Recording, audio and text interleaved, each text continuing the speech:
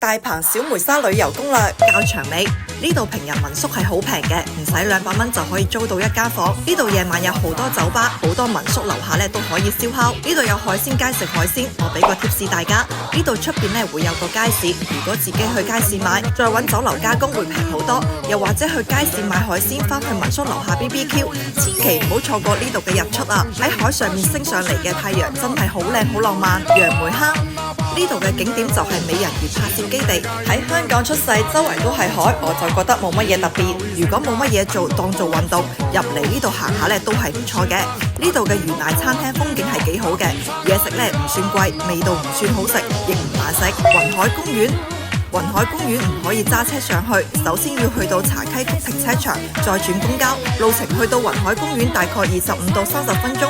去到見到第一眼嘅建築物，確實係幾靚，喺度打卡影相確實非常出片，不過要耗2個鐘頭時間坐車就見仁見智啦。奧特萊斯8號倉呢度有好多香港人中意嘅運動品牌，新嘅款式我就唔建議喺呢度買，喺香港一啲絕種版本呢度有機會可以揾到，同埋會有3折。